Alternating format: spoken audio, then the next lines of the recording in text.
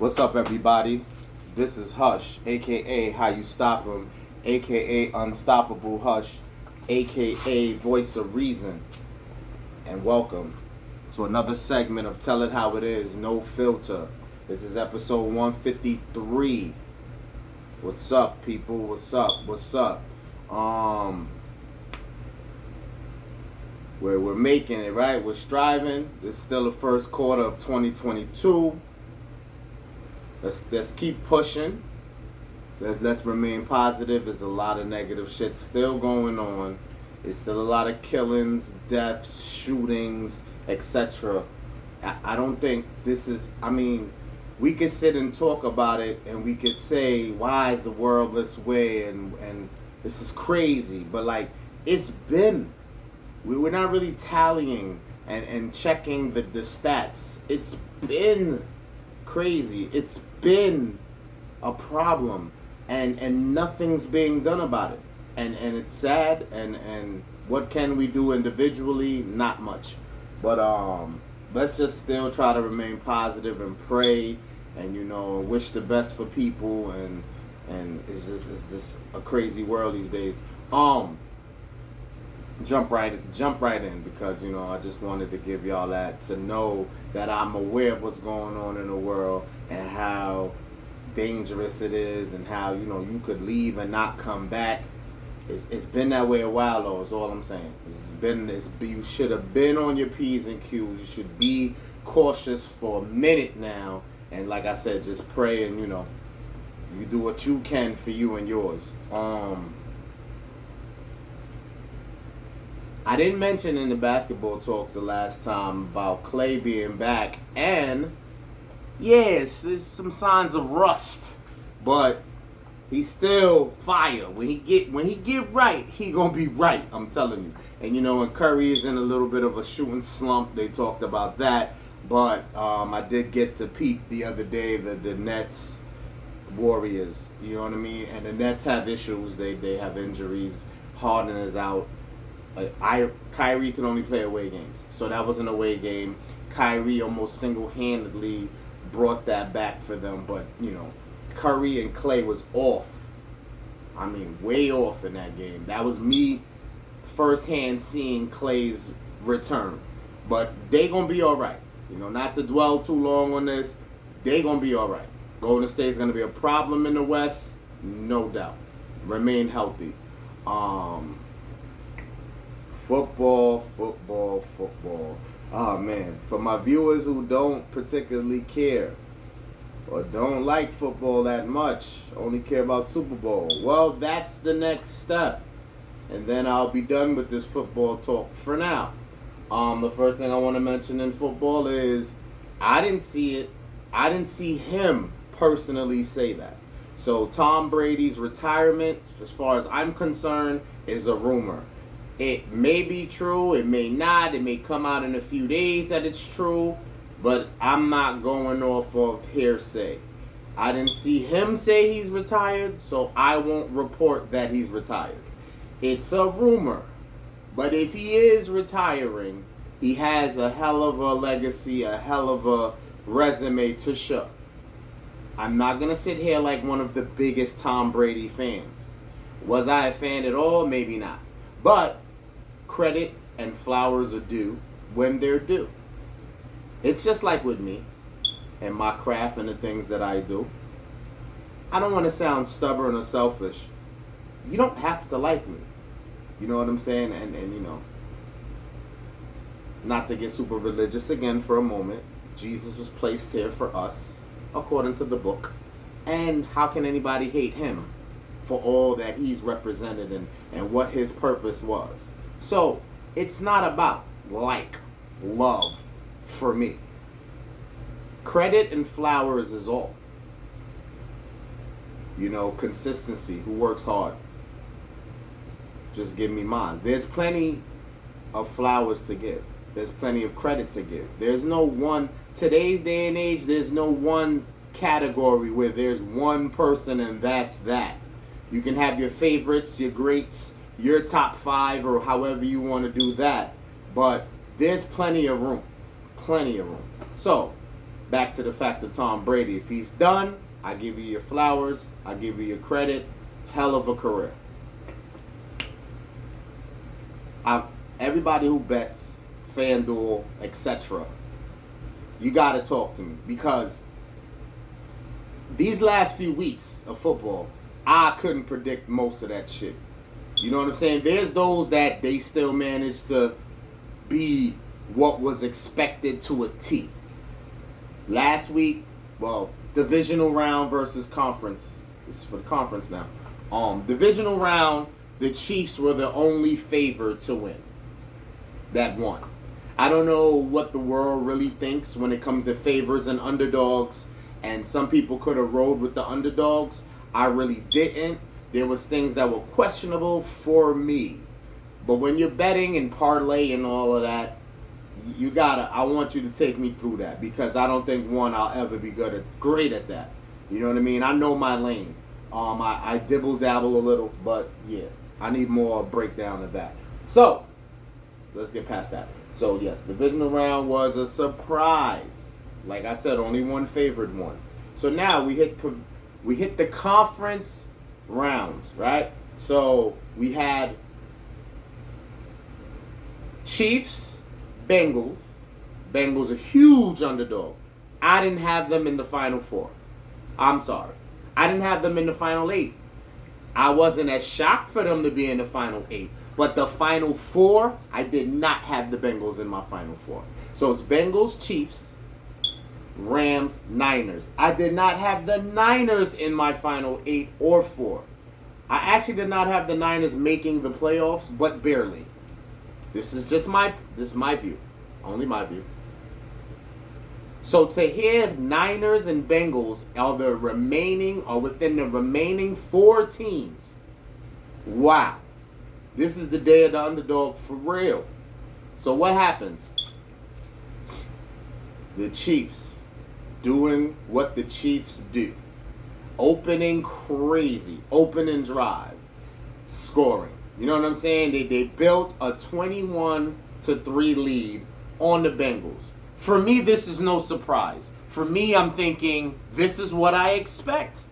The Chiefs are going to the Super Bowl and possibly winning. That's my thinking. There was one play all the announcers and commentators want to criticize to the T. It was the end of the first half. The Chiefs could have got 3 points, but went for the touchdown instead and did not produce. So it remained 21 when it could have been 24. The final results was 27-24. I'm skipping ahead. Let's go. Second half, all Bengals. Second half, all Bengals. The Chiefs have not punt the ball in I don't know how many quarters. They were shut down in the second half. They remained at 21 till the fourth. The Bengals take the lead, 24-21. The Chiefs tie it with a field goal. Let's go back. The second quarter. If they kicked it and it was 24, yes, it would be 24 up. And the Bengals would not have the lead possibly. So now that field goal to tie would be the field goal to win. Walk with me. Overtime we go. Chiefs is looking the same as last week against the Bills. They got the ball first again. You would think that meant there's a good chance. Mahomes. Looking like Mahomes to me. Man. A play got broken up.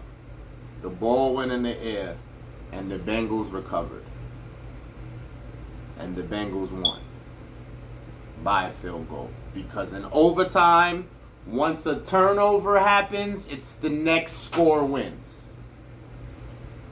Bengals are in the Super Bowl. Let's fast forward. I didn't want to spend all this time on this, but for me, I'm shocked. Jaw dropping. Could not imagine that. Would not have bet on that game. Because I don't care what nobody says. Everybody wants to think that the expert analyst and could fucking tell me how shit's gonna go. You don't fucking know. Nobody knows. Unless you personally know the players, and you still won't know them. Fuck all that. Excuse my French. Rams Niners. I don't have the Niners making it this far. So, is it fair to say I can't judge what's going to happen? I felt almost as confident that the Rams had this as well. I expected them to blow them out the water, similar to the Chiefs. How the Chiefs started their game. Of course it didn't go right. And one of my compadres, when those scores are low, scores that games where they usually have high offense, when it's low, you never know. So what happens in the Rams-Niners game? It's low. I think they almost went the whole first quarter without a score. I think it was 7-zip towards the end of the first. Anyway, the final score is friggin' less than 20, I believe. Did it even get there? 21? I don't even remember. I'm so just thrown off by the events in a whole. I just know that the Rams pulled that out their ass by this much. It was almost Bengals Niners in the Super Bowl. It was pretty much there. It was pretty much there for them. There was a play that got broken up again where the Niners should have had it. He dropped it. I don't want to put that on him like that, but that's how they're going to do it. So, had he come up with that ball, it might be Niners-Bengals. I'm pretty sure damn near Niners-Bengals. But he drops the ball. The Rams take full advantage, knowing that they almost coughed up their season. So, moral of the story, spend way too much time. I don't do this with the football. Rams-Bengals Super Bowl. Who do you have? I can't call that one. I'm sorry. I mean, as far as a fan who I'm rooting for, got a few cats from my Denver squad on there. Von Miller, I would love to see him get a chip again. So I really don't mind. I really kind of lean a little more towards the Rams. But the underdog shit, I'm feeling that vibe. I'm feeling the whole don't sleep. My boy Burrow, second-year quarterback, showing that this is a new day. Shit that used to didn't happen can happen. Dreams come true sooner. Dreams come true faster. That should be motivation for anybody out there who's trying to get something off the ground. Use all avenues. That quarterback, if the Bengals win, that's motivation like a motherfucker for people with dreams and ambitions. So I can't hate no matter which way it go. I would like to see the Rams, though, honestly. The Rams have the privilege of playing home. And Super Bowl, you know, that's rare. So let's turn up for everybody who don't even watch football all year till we get to this time of the year. Get your Super Bowl parties in order. Make sure y'all safe, masked up, COVID tests, vaccinations, and whatever. Or keep it to a minimum. I know those parties are going to be litty. Be safe. All right. I'm done with football. Rihanna has confirmed to us. I mean, I see pictures of her looking pregnant to me. So, Rihanna and ASAP Rocky will have a child. God bless. God bless. Yes, yes. It's about time. Come on, Rihanna. You know you got to have at least one. I know a lot of people who would want to be in his shoes. But, nonetheless, congrats. I also not 100% on this. Rest in peace, I just said in recent segments about Nick losing a child. Rumor has it that Nick Cannon has a child coming again. That does not replace the tragedy. But if that's true, God bless, God bless. Some joy, some happiness to slightly distract the tragedy. God bless, God bless. I don't really got much more. I guess that's why I spent so much on the football. Was there something else?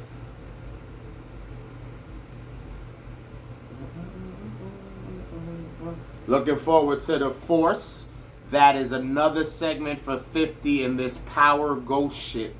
That's the Tommy story. I'm waiting to see how that unfolds. I think they're not gonna start from childhood like with the other segments. See, with Raising Kanan, he started from a kid. Tyreek just, he's growing anyway. So book 2, they just continuation. Yeah, I'm dying to see how that unfolds. So far, 50's on fire, man. You can't even lie. 50 is on fire. Everywhere I go, where I work, the talk is that his shows are watched. People are commenting, chiming in, and it doesn't even matter. For people who criticize it, for people who got something to say, that still proves that it's a topic. You know what I'm saying? So everybody's not gonna like everything or be into everything. I'm late to the party. I'll skip right past that. Again, 50, you get your flowers. I'm just now on Ozark. A colleague of mine told me about it, and I wasn't too thrilled. Whatever.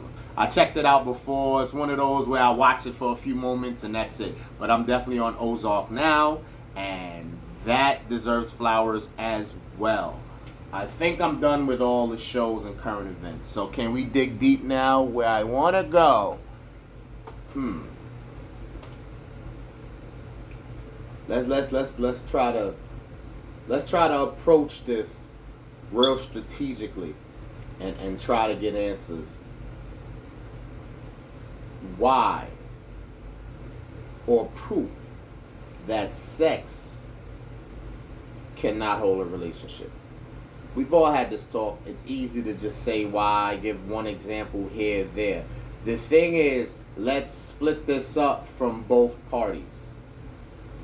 No matter what the relationship is.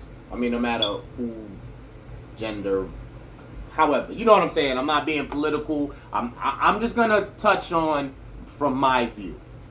Anybody could, comment and say whatever.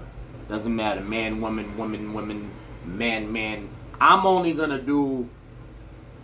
So, for men, I get why it's a little more,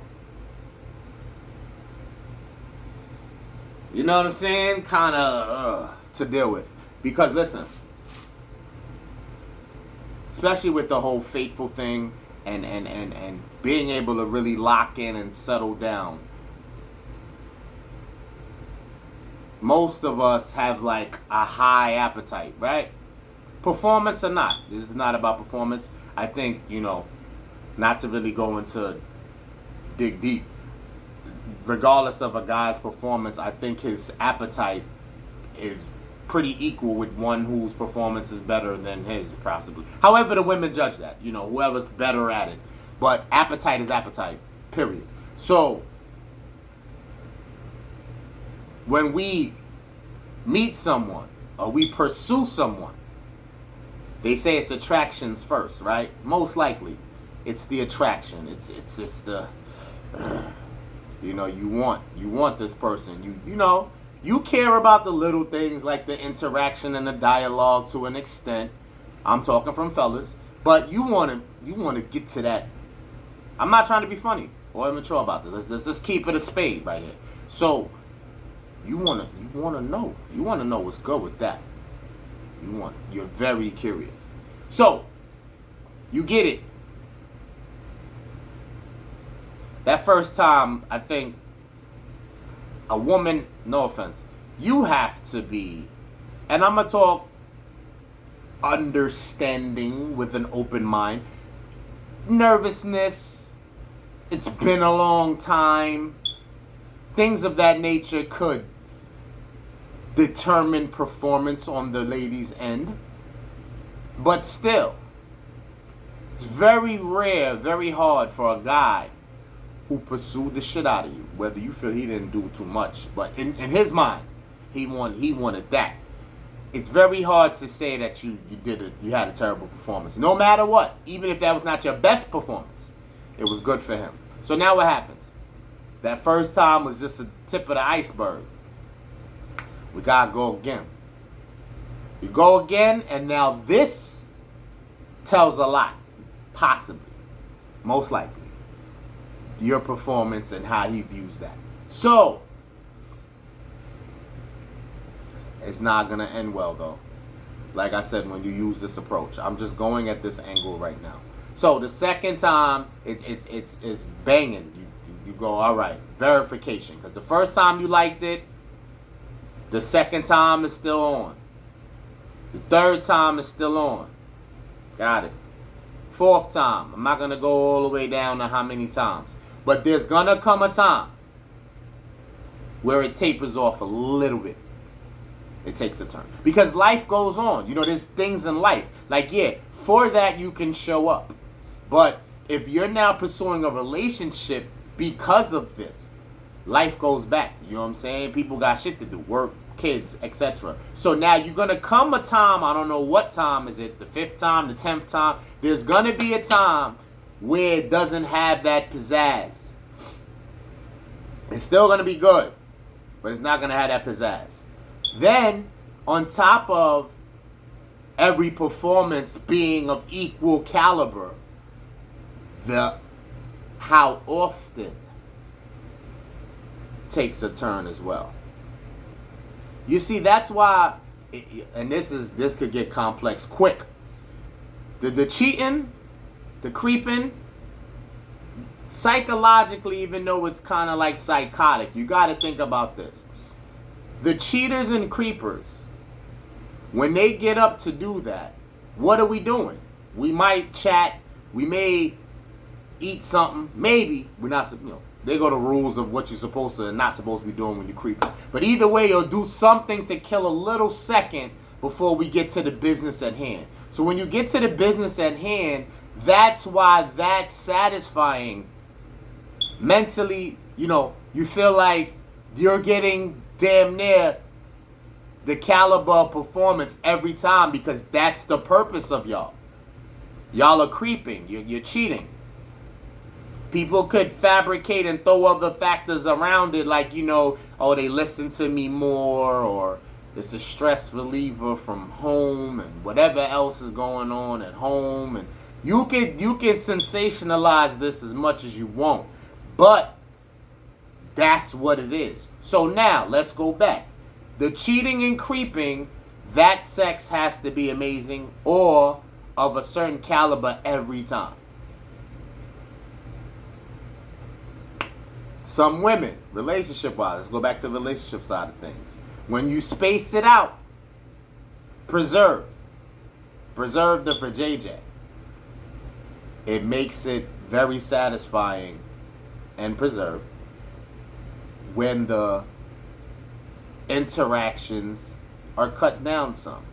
So when y'all first met, when y'all first started getting busy, I don't know how often y'all did it, but I'm pretty sure the beginning it goes down a little bit more than once y'all settled in. Now, the performance can remain. I didn't want to make it seem like there's an issue here all the way. The performance can remain top notch. My thing is, you're either sacrificing how often or the performance. Because if you try to strong arm for the performance to be as often as it was in the beginning, or putting a number on it, 3 times a week, 4 times, whatever, you may put pressure on the performance of it by pressuring the amount of time, how often, versus letting it naturally be, and even if that means once a week, it holds its value. You feel what I'm saying? So that's why to even think like this is kind of crazy, right? Because that shouldn't be the focus on the relationship. Again, which is case in point, it won't make it if this is all you're tuned in and concerned with. Back to the cheating and the creeping. These are people, this is going to be very delicately, it's for, scratch the delicate part. This is going to sting a little. I don't mean every individual, I mean majority though. So the people who creep and cheat, right? Sex is that important. And that's okay. The approach may not be okay, but that's okay. Some of us, our appetite is just through the roof for whatever stage or phase of our life. Some it never go away. Some is there for a very long time. The approach on this is, how do you handle that? You know, you can start up some shit in your relationship and say, listen, my appetite is crazy. You're supposed to say that from the beginning, I guess. I need, you know, it's like a fiend, right? I need it to maintain. You gotta throw me a little something, ever so such and such, every third moon. I might sound like I'm joking about it, but I mean, if people with this vocal shit probably go different, right? But instead, and the discussions could have been had. I won't dispute. You could have attempted that, and shit might have changed for a month, 2 months, and then it goes back to again. And this is not spiteful. You gotta, you know, I know there's ways to accuse and call it narcissistic or selfish or whatever terminology you want to use to try to blame the person. Listen, it is what it is. I don't look at it as malicious on any side. It's not right, and there's definitely a communication barrier going on here. But as far as a person who's not keeping up the performances, most likely the women, I'm not saying it has to be them. There's scenarios on the other side, no doubt. It could just be life, like shit going on mentally, trying to get shit together. Like, unless y'all got this, and even the people who are rich and successful, they still gotta continue to maintain that. So Hov and Beyonce, I don't know if their sex life is every other day, but it's just not realistic when you think about the shit that you gotta handle and survive. Y'all in a relationship, y'all partners, y'all teammates, y'all all of that. Shit gotta get done, especially if kids is involved. You know what I'm saying? I get all of that. So that's not malicious, I don't think. Then on the side of the guy or whoever feels like they need that appetite filled frequently, if they've discussed it, brought it up, not justifying the cheating and the creeping, but I don't feel like that's malicious directly. It's a malicious way of handling it, but I don't think like the intent, and nobody cares, right? It is what it is. It's bad, it's wrong, it's, oh my God, like how can you even determine, how can you even attempt to defend this, which I'm not. I'm saying how the mental works. The person who's not performing, I don't look at that as malicious. I feel like shit just happened, life, mental. So don't blame them, is what I'm saying. The person who needs the attention and affection, that's creeping and cheating, don't blame them. But somebody got to answer for this. So the cheating and creeping is looked at ugly. Much more ugly than the person who's just dealing with life and so they're not performing. But it takes two. Because if you knew, your partner told you that I have a high appetite. I ain't saying y'all should have just wrapped it up and killed the relationship because of that. But some kind of compromise should come to order. And that's why I said the subject is, the sex is not going to hold a relationship. It's not. Because if you get it as much as you want, I feel like it'll taper off the caliber of it. It'll still be, listen, good is good. You know, there's just some things that's just good no matter what. Like, it's your mental that tells you, though. If you really love this person, really into this person, they can't do no wrong, per se.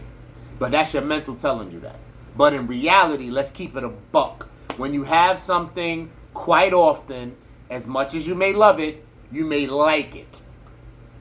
So, that's not going to work. And even though I use the guys as the example of wanting it more, there's cases where women want it more. And like I said, it could be man, man, woman, woman, it doesn't matter. Whoever's in the scenario, period. If you're the one who demands it more versus the one who can't, not that they can't, just mentally shit is going on. Y'all gotta come together. And there's got to be an understanding. And the best understanding is not going to work like that. You got to put your energy and focus into other things as well. Look at it as the sex is a reward. It's like dessert. You know what I'm saying? I'm sorry. I don't want to shallow it down like that. Like it's that unimportant. That's bullshit. It is very important. It's very important. I'm just telling you not to use that to determine the outcome, or use that to make you view shit weirdly, differently, move differently because of it, because that's not the wave. So